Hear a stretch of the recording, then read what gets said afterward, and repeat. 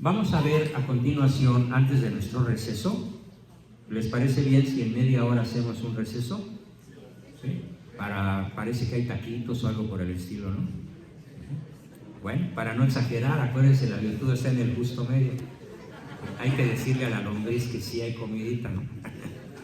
Bien, comenzamos entonces con lo que se llama azotes teologales. ¿Qué son los azotes teologales? Tan extendidos en todo el planeta Tierra, pero particularmente en mi querido México. El primer azote teologal lo vamos a entender como el ateísmo. Pero hay muchas personas que creen en Dios, pero en realidad creen en cualquier cosa. Como dice mi escritor favorito ruso, el escritor que más he disfrutado a lo largo de toda mi vida es un ruso, extraordinario, genial, Fyodor Dostoyevsky. Y él dice en una de sus más maravillosas novelas, Demonios, dice: lo malo del mundo que me tocó vivir a mí, está hablando de 1850, o sea, hace 170 años.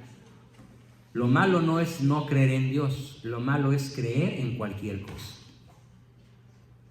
A ver, queridos amigos, ¿en qué creen los 2,000 millones de personas que vieron el Super Bowl? ¿En qué creen? ¿Ustedes saben qué ceremonia se celebró ahí? Por Jennifer López y la Shakira. ¿Qué se celebró ahí realmente? En la intervención disque musical que ellas tuvieron, un himno a Lucifer, un himno diabólico. Y el mundo católico papando moscas. A ese tipo de ateísmo me refiero. Hoy se adora a las diosas de carne y hueso. ¡Wow! Estuvo increíble. Todo el mundo se tragó el show del intermedio en el Super Bowl. Y es una ceremonia luciferina pagana. ¿Por qué? No, chécala bien. Y si no te das cuenta solita, te mando la liga interpretada para que aprendas por qué un teólogo puede decir que eso es un himno a Lucifer y un himno pagano. Entonces, la primera forma de ateísmo a la que me voy a referir es la que dice Dostoyevsky. Lo malo no es no creer en Dios, lo malo es creer en cualquier cosa. ¿En qué creen hoy nuestros jóvenes? ¿Saben en qué creen? En esto. En las tablets, en los celulares, en el internet, en los chats con los cuates, en los juegos de guerra que se juegan en equipo. Un cuate está en Japón y otro está en Rusia y otro está en México, y son capaces de dejar de comer y de dormir con tal de seguir jugando, a tal grado que en Japón ya se declaró problema de salud pública, porque muchos japonesitos, después de jugar 7 días de no dormir y no comer, se caen muertos. Eso es un Dios posmoderno. Bien, entonces no es, aun a riesgo de parecer reduccionista, voy a englobar en este término una serie de fenómenos que están en boga en estos momentos, con su máscara retadora, cínica, desafiante, frente al tercer milenio del cristianismo. Primero, tenemos hoy lo que se llama clínicas de salud, que prometen la vida más allá de los 100 años. Es un fraude. No hay tales clínicas que te puedan prometer una vida más allá de los 100 años. Bueno, sí las hay, pero te toman el pelo. Y se establece ahí el culto al cuerpo. ¿Y qué ocupa el lugar de Dios? El cuerpo. Es una forma posmoderna de ateísmo. Los centros para bodybuilding que ofrecen cuerpos perfectos. Los palacios lujosos dedicados a la gimnasia y al aeróbics. ¿A qué se dedican hoy los ricos y famosos y los no tan ricos ni tan famosos? A adorar su cuerpo. Tenemos una nueva forma de paganismo. El paganismo corporal, que incluso en psiquiatría es una enfermedad que se llama vigorexia, una neurosis, y que comenzó siéndolo desde hace milenios, cuando se llamó a este tipo de personas narcisistas. ¿A quién adora el narcisista? a sí mismo. Hoy tenemos una juventud esencialmente narcisista. Es una forma posmoderna de ateísmo. Tenemos el vegetarianismo, la herboristería con garantía de juventud eterna, los centros de psicoley para aprender a cambiar el destino. A ver, ¿quién de ustedes cree en esa famosa corriente que te han enseñado que tú puedes vivir a base de decretos?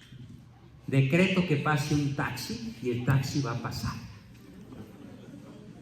¿Y qué tal si no pasa? ¿Sí? Decreto que voy a combatir el cáncer y lo voy a superar. ¿Y qué tal si tu cáncer ya es fase 4 y es incurable? Y decreto que me voy a conseguir la chava más linda de la escuela y no quieres ni perrita que te ladre. Entonces, eso de vivir a base de decretos es una reverenda mentira. Y claro, después de la consulta sales muy contento de haber pagado $200 a un merolico. Los procesos de reencarnación. Aquí en California, cerquitita, hay no menos de 50 centros de reencarnación.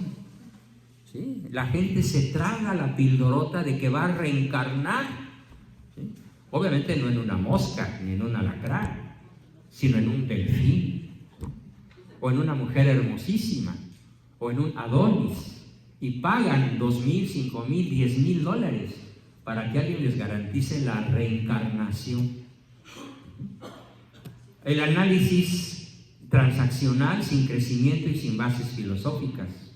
La cartomancia, te echan las cartas. Bueno, ¿qué creen?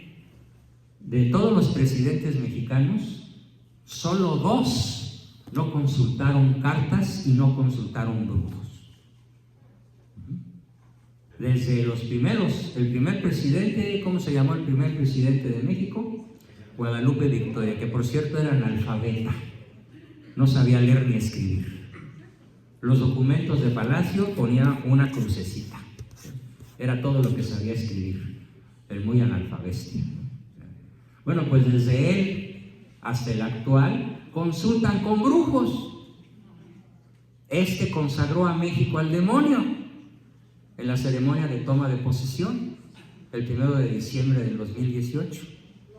Y repitió la ceremonia de consagración a Belcebú el 1 de julio del 2019. ¿Y qué hicieron los católicos mexicanos? Hasta los saludaron. ¡Ay, presidente! La esperanza de México. Vean cómo nos ha invadido una forma de ateísmo práctico. Creemos en ídolos de barro y hemos dejado de conocer a Cristo. A ver, si en estos momentos yo preguntara, ¿cómo podemos estar absolutamente seguros de la historicidad de Cristo? ¿Cómo sabemos que Cristo resucitó? No dije cómo creemos que Cristo resucitó, sino cómo lo sabemos. 15 segundos para contestar. Católicos, cristianos. Pues de todo lo que vivimos, No muestra nada, no demuestra nada. No demuestra nada eso.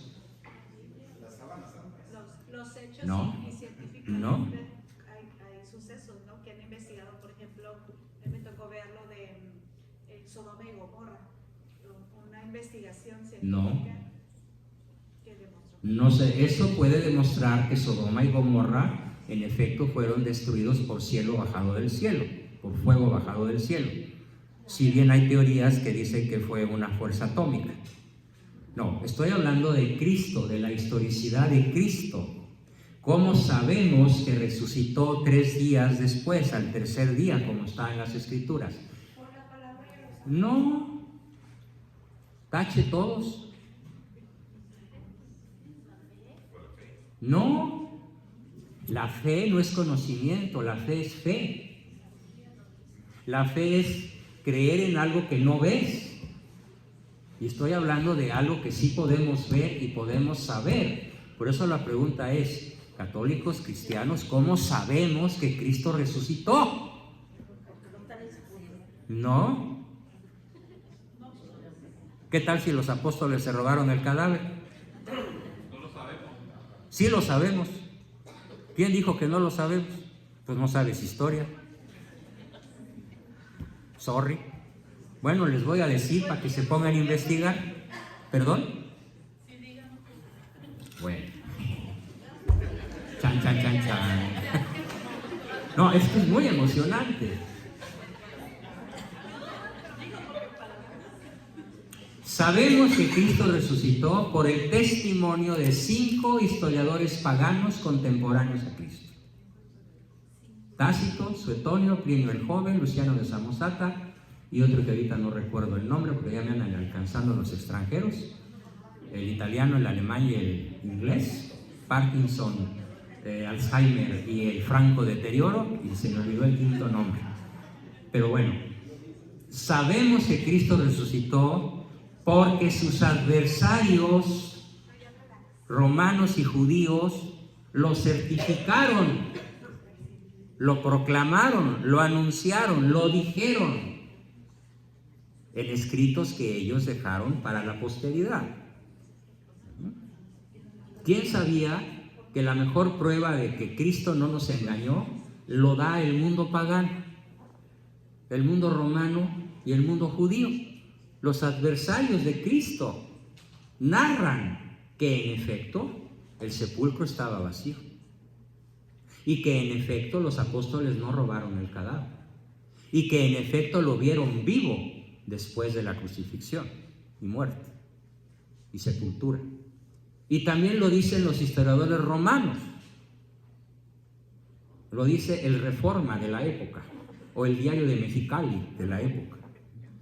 ¿Quién sabía esta noticia? Levante la mano.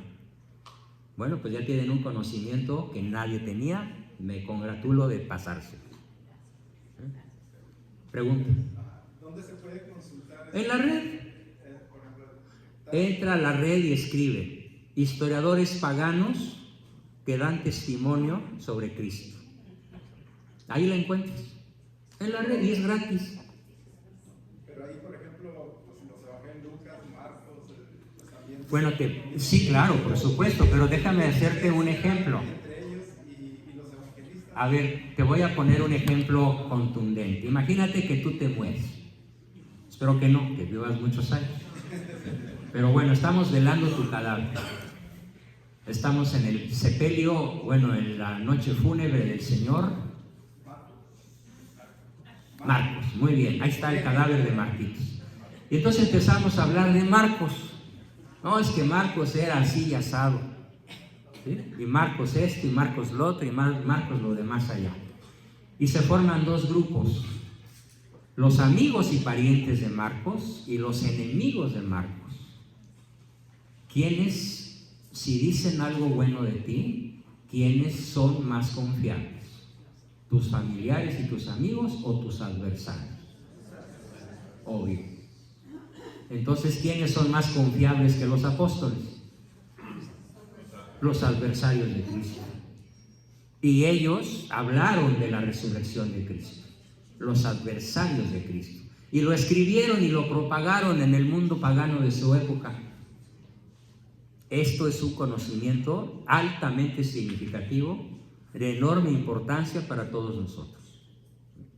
Saberlo libera. Saberlo nos da fuerza para el combate, nos da fuerza argumental, nos hace conocer la historia de nuestra fe. Y claro, una vez que sabemos que el mundo pagano reconoce la resurrección de Cristo como un hecho real, sabemos entonces el apoyo que le da San Pablo a su famosa más importante frase sobre el tema. ¿Cuál es la frase de San Pablo más importante de toda su predicación? Muy bien, ¿sí qué? Si Cristo no resucitó, vana es nuestra fe. Entonces, ¿dónde se apoya la frase de San Pablo?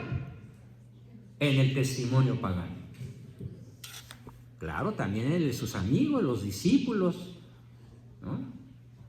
los que lo siguieron, las mujeres piadosas que estaban al pie de la cruz, o que fueron primero que nadie a la tumba. Pero nada como la fuerza que tiene cuando tu peor enemigo diga: no, hombre, Marcos era un tipazo, Marcos cumplía sus promesas. Y aunque tus parientes digan: no, hombre, a mí no me cumplió,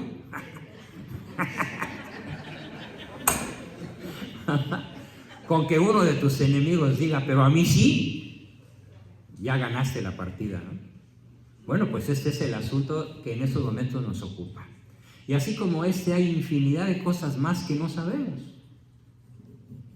Y viene la pregunta de los 64,000 pesos. Bueno, mejor dólares para que sean realmente valiosos, ¿no? Pregunta de 64,000 dólares. Rapidísimo, en 10 segundos. ¿Qué es la misa? Realmente, ¿qué es la misa? Acto de oración. No. No. No. Ah, muy bien. Excelente. Un aplauso para él. La repetición incruenta del sacrificio del Calvario. ¿Eres teóloga? Pues mis respetos a tu respuesta, ¿eh? ¿Quién? Levante la mano los que ya sabían la respuesta. A ver. 4 personas. La renovación incruenta, o sea, no hay sangre, el altar no chorrea sangre como en el Gólgota. La renovación incruenta, sin sangre, quiere decir incruenta, del sacrificio del Calvario. En cada misa Cristo vuelve a morir y en cada misa Cristo vuelve a resucitar por nosotros. No por unos cuantos, no como dijo el peje, por los pobres. Si no rebuzna es porque no se sabe la tonada. No, Cristo no vino por los pobres, vino por todos, ricos y pobres, y sobre todo por los más pecadores, como él mismo lo dice. ¿Sí?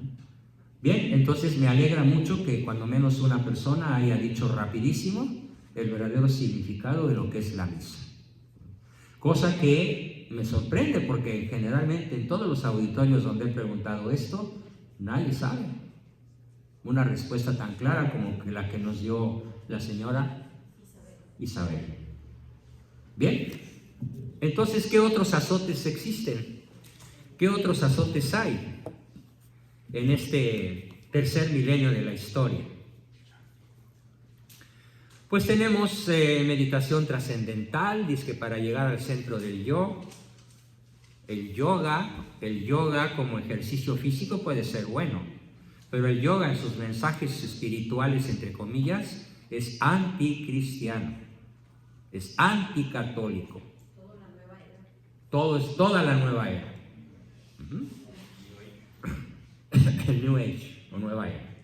La macrobiótica, las cartas astrales para planear el futuro y evitar toda clase de males, los horóscopos por computadora, los videos porno con niños y jovencitos para alcanzar experiencias sexuales culminantes.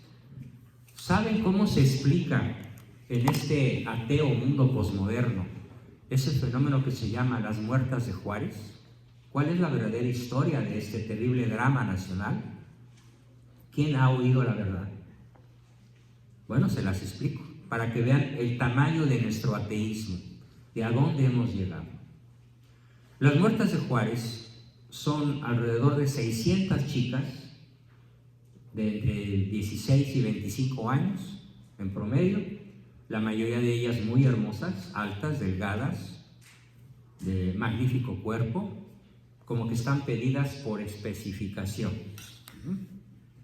Son víctimas seleccionadas por pandillas que están formadas por policías mexicanos, agentes de la migra de este lado, agentes del FBI, agentes de la DEA, del combate al narcotráfico, políticos, artistas de Hollywood, empresarios megamillonarios que pagan por, ojo, secuestrar a una chica en Ciudad Juárez, alta, delgada, frondosa, atractiva, morena, para filmar una película de largometraje.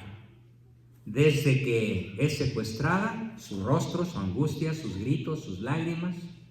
Luego es violada masivamente de todas las formas imaginables, naturales y antinaturales. Luego es torturada, es tasajeada con navajas de rasurar para que la sangre brote despacito y pueda durar viva varias horas.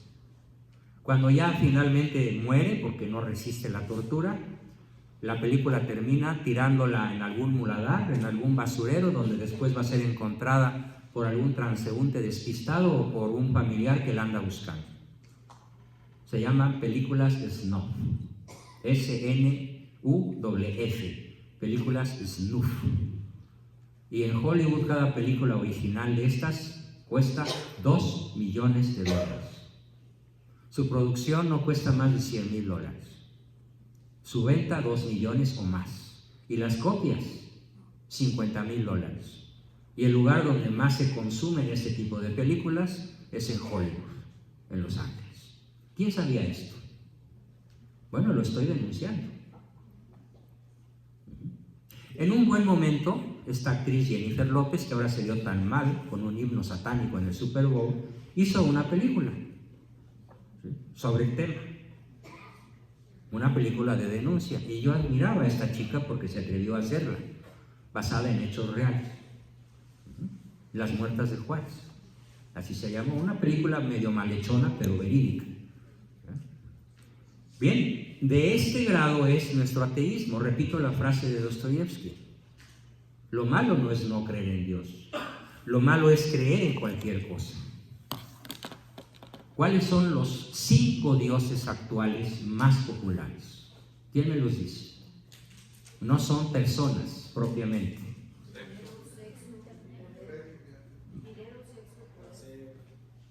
A ver, ¿quién dijo placer? 1. El placer en todas sus formas es uno de los dioses posmodernos con más adeptos. Si es placentero, es bueno.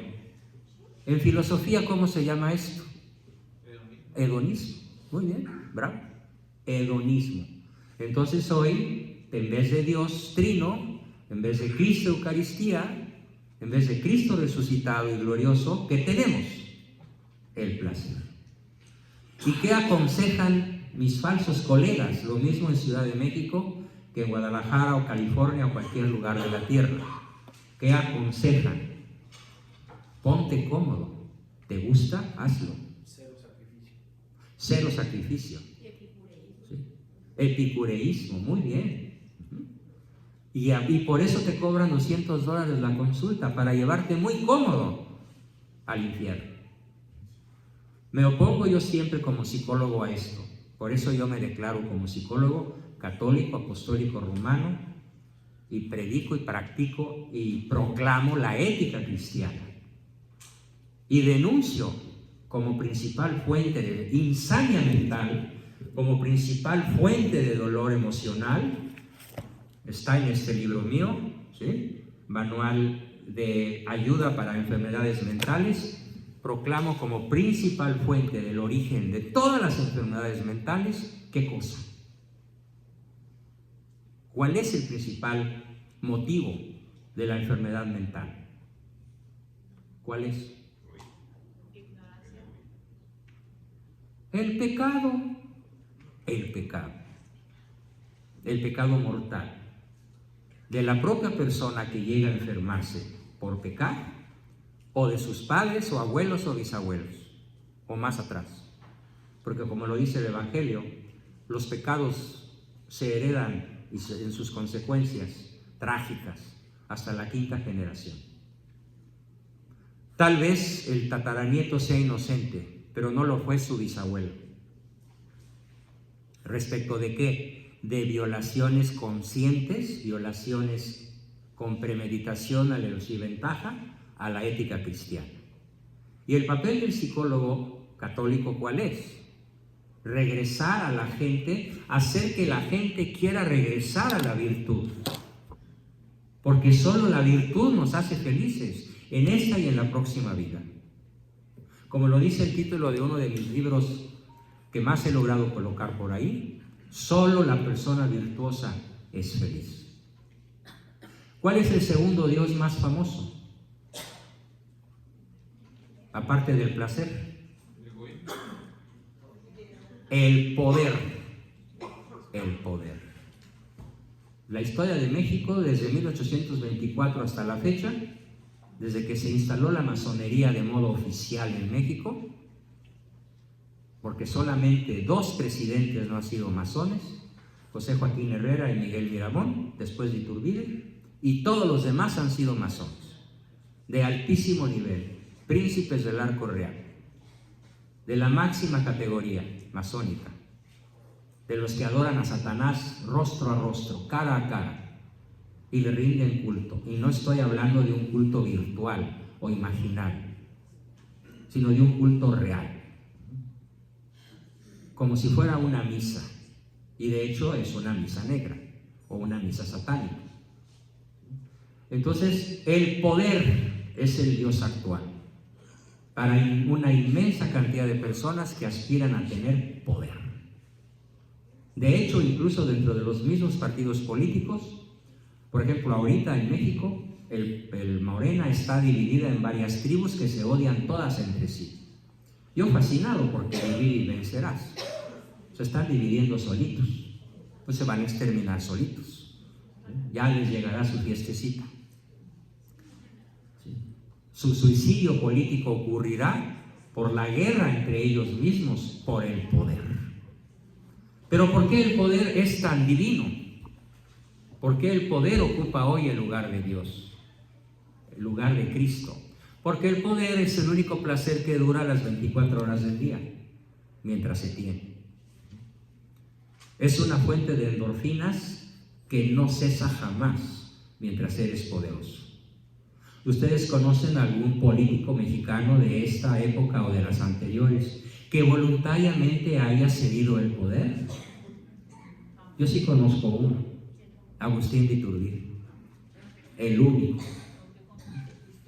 porque era un hombre virtuosísimo. Y para que no hubiera una guerra civil, siendo él el emperador, abdicó, firmó su renuncia, agarró a su familia y se fue a Europa.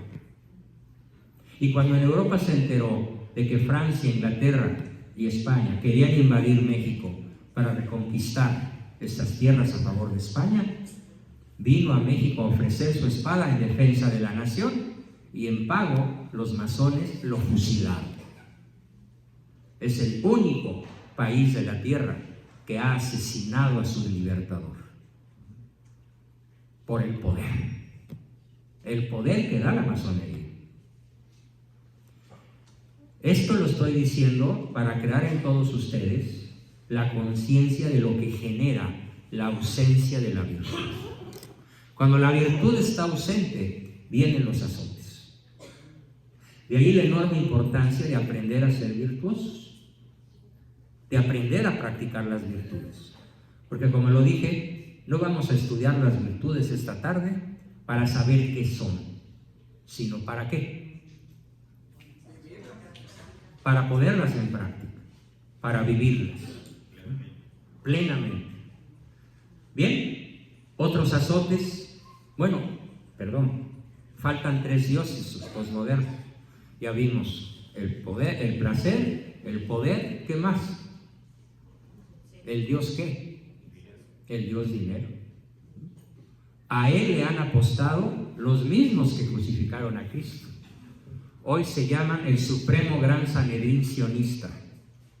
Y si quieren saber cómo está la política de la tierra, les pido por favor que en su Google, en su buscador, en su computadora o celular, escriban 2 palabras. Escriban por favor Club Bilderberg. Club Bilderberg. Lo deletreo. B-I-L-D-E-R Bilderberg, B-E-R-G, Bilderberg, para que sepan a qué grado hoy se le rinde culto al dinero por parte de las 100 o 150 familias más poderosas de la tierra, las que gobiernan el mundo, que a su vez son gobernadas por las 11 familias más poderosas, que son Rockefeller, Rothschild, Soros, Unalot, Goldman Sachs, etcétera, que obedecen directamente al príncipe de las tinieblas.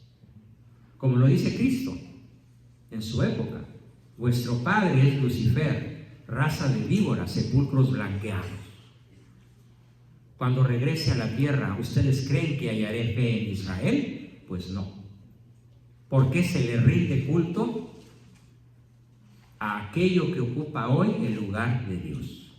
En la absoluta ausencia de las virtudes, en este caso de las virtudes teologales, que son la fe, la esperanza y la caridad. Y nos quedan dos dioses. ¿Cuáles serían esos otros dos dioses antes de nuestro receso? La fama y los honores. Los honores rendidos por humanos a humanos. Son un poquito menores que los otros tres, pero son también muy importantes.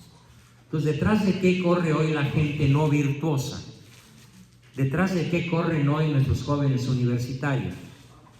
La fama, el poder, los honores, las riquezas, los placeres. Y díganme, por favor, ¿quién los detiene? ¿Quién los convence? ¿Cómo los atajamos? ¿Cómo les decimos, hey, por allá no es? Van directos al matadero eterno llamado infierno. Que déjenme decirles, no es que yo crea en el infierno, es que lo sé. Además es dogma de fe. No se puede llamar católico el que no sepa que el infierno existe. No está sujeto a opinión. Es la verdad. Y nuestros jóvenes corren hacia allá muertos de la felicidad, la alegría y el gusto.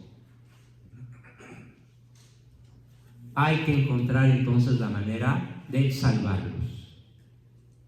Y para eso tenemos que empezar nosotros, sí, a vivir las virtudes, a ser ejemplo de virtudes. Pero si no sabemos cuáles son, si no sabemos qué son, ¿cómo las vamos a transmitir? Y si no sabemos qué significan CTR, caricias, tiempo y reconocimiento, y si no sabemos cómo aplicarlas a nuestros hijos para formar vínculos irrompibles, indisolubles, que puedan hacer que ellos nos sigan, no nada más a la iglesia físicamente, sino que nos sigan en nuestro estilo de vida, que sea verdaderamente un estilo de vida católico, virtuoso, inteligente, cultivado, consciente, conocedor, porque la vía regia para conocer a Dios es la inteligencia. Y después todas las demás, la oración, la penitencia, la Biblia, la revelación, las encíclicas, el testimonio de los santos, y en cierta forma también, si saben contemplar la vida misma como tal. Si entendemos lo que es la vida, podemos decir que toda la creación canta y demuestra la existencia de Dios. Pero no basta con verla, hay que saber contemplarla en lo profundo. Y es lo que hemos perdido, la capacidad de contemplación de la creación. Y lo otro que hemos perdido muchísimo es la conciencia del pecado. Porque hoy, ¿qué cosa es pecado? Nada. Todo el mundo lo hace. Está de moda, es padrísimo, está todo dar, ¿sí? Está arriba de la línea de flotación, ¿va? Y lo dicen con la papa en el hocico, ¿va? Como chicos Ibero, ¿no? Por eso dicen ¿vas? Si fueran del Poli dirían Vites. Y si fueran de la UNAM dirían Iro. Y si fueran de la Náhuatl dirían ¿observasteis? ¿Sí? No sé cómo se diga por acá. En Cachanilla, ¿no? ¿Sí? Bien, entonces nos quedamos con esta reflexión. La ausencia de la virtud produce azotes. Y produce el principal azote de todos los azotes, el principal es la ausencia de Dios. Lo que Nietzsche proclamó como Dios ha muerto. O como lo que dicen los disquesabios de ahora. esos sabios astrofísicos que andan diciendo por ahí que la creación para explicarse no necesita de Dios. Y tienen en sus programas de televisión y miles de universitarios o millones les creen y lo siguen. Entonces, la gran ausencia de la virtud y la presencia del pecado sobre el cual no estamos conscientes ha producido la clase de azotes que hoy nos indigna, nos lacera, nos asesina, nos secuestra, nos violenta, nos tiene en la pobreza y en la ignorancia. Así que después de esta invitación, espero que después del receso podamos plantear de manera profunda, directa, qué es la virtud, cuáles son las principales y cómo las vamos a vivir a partir de hoy, para poder incidir en nuestra historia de manera real, contundente, que se pueda decir antes de y después de conocer el concepto y la aplicación de lo que es virtud. Bien, pues muchísimas gracias. Vamos entonces a nuestro receso. Parece que hay por ahí unos taquitos ricos. Adelante. Bien. Que se oiga, ¿no? Que se oiga.